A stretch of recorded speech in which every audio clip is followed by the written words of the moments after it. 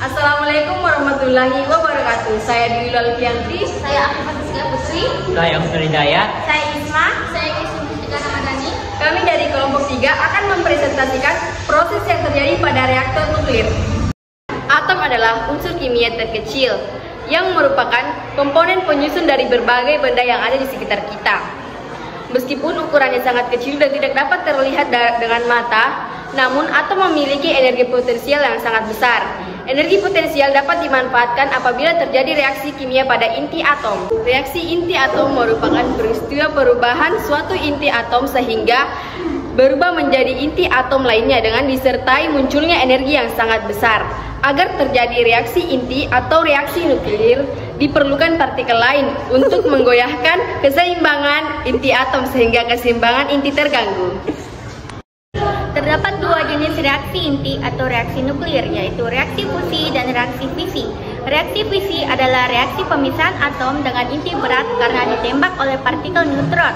Reaksi ini hanya membutuhkan sedikit energi untuk dapat terjadi. Energi ini digunakan untuk mempercepat partikel yang ditembakkan agar sampai ke inti atom. Pelepasan energi yang dihasilkan melalui reaksi fisi dapat digunakan untuk membangkitkan listrik. Instalasi pembangkitan energi listrik semacam ini dikenal sebagai pembangkit listrik tenaga nuklir atau disingkat PLTN. Agar kita dapat mengubah energi yang tersimpan di dalam atom menjadi energi listrik, maka kita perlu membangun suatu reaktor nuklir. Reaktor nuklir adalah suatu tempat atau perangkat yang digunakan untuk membuat, mengatur, dan menjaga kesinambungan reaksi nuklir berantai pada laju yang tetap. Berbeda dengan bom nuklir yang reaksinya berantainya terjadi pada orde pemecahan detik dan tidak terkontrol. Reaktor nuklir digunakan untuk banyak tujuan. Saat ini reaktor nuklir paling banyak digunakan untuk membangkitkan listrik. Reaktor nuklir terdiri dari 3 komponen. Yang pertama itu fuel bundle. Fuel bundle artinya bahan bakar nuklir. Bahan bakar nuklir adalah semua jenis material yang digunakan untuk menghasilkan energi nuklir. Yang kedua, control rod. Artinya batang kendali. Batang kendali atau control rod digunakan dalam reaktor nuklir untuk mengontrol laju fisi uranium atau plutonium.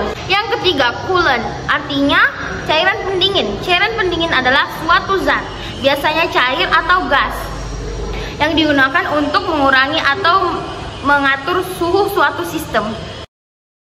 Seperti yang telah dijelaskan sebelumnya bahwa reaktor nuklir mempunyai 3 komponen inti, yaitu fuel bundle, tangkai kontrol, dan coolant atau cairan pendingin.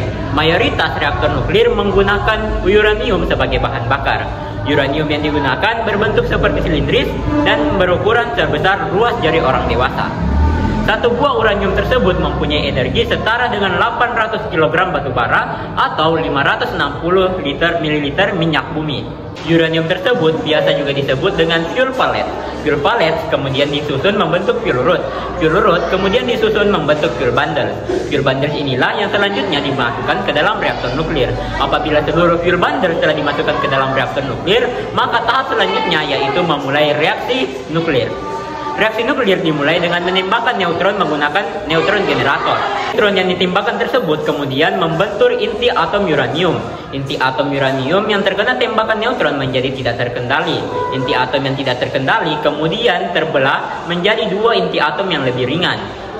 Reaksi pembelahan inti atom tersebut biasa juga disebut dengan reaksi fisi. Pada reaksi fisi selain menghasilkan 2 inti atom yang lebih ringan, juga melepaskan 3 neutron bebas. 3 neutron bebas tersebut kemudian menabrak inti atom lain di sekitarnya. Saat reaksi nuklir terjadi, apabila tangkai kontrol tidak dapat diatur dengan baik dan fuel bundle tidak diinginkan, maka suhu di dalam reaktor akan menjadi sangat tinggi. Maka dari itu, selain fuel bundle diperlukan 2 komponen lain di dalam reaktor nuklir, yaitu yang pertama tangkai kontrol dan yang kedua coolant atau cairan pendingin. Tangkai kontrol berfungsi untuk menyerap neutron yang terdapat di dalam reaktor nuklir agar reaksi fisi yang terjadi dalam reaktor nuklir menjadi terkendali. Dan yang kedua itu coolant. Coolant atau cairan pendingin berfungsi untuk mendinginkan fuel bundle. Coolant yang terkena dengan fuel bundle kemudian menjadi mendidih dan menghasilkan uap bertekanan tinggi. Uap bertekanan tinggi tersebut selanjutnya dialirkan ke turbin, dan di mana uap bertekanan tinggi tersebut menggerakkan turbin yang yang bersambung dengan generator. Sisa dari uap bertekanan tinggi pada turbin kemudian dialirkan kepada kondenser. Di kondenser, uap tersebut mengembun menjadi air, yang dimana air tersebut dialirkan kembali ke dalam reaktor nuklir. Reaksi ini atau proses ini akan terjadi terus-menerus secara. Kesimpulan dari presentasi kali ini ada dua, yaitu yang pertama, apabila reaktor nuklir dapat dikendalikan atau apabila di dalam reaktor nuklir terdapat tangkai kontrol, maka reaktor tersebut dapat dimanfaatkan untuk menghasilkan energi listrik, atau biasa kita sebut dengan pembangkit listrik bertenaga nuklir. Kemudian yang kedua, apabila reaktor nuklir tidak dapat dikendalikan atau apabila di dalam reaktor nuklir tidak terdapat tangkai kontrol, maka reaksi fisi yang terjadi dalam reaktor nuklir akan menjadi liar atau bergerak bebas, sehingga menghasilkan sebuah ledakan yang sangat dahsyat atau biasa kita sebut dengan ledakan nuklir atau bom atom. Sekian presentasi dari kami, kurang dan lebihnya mohon dimaafkan. Wassalamualaikum.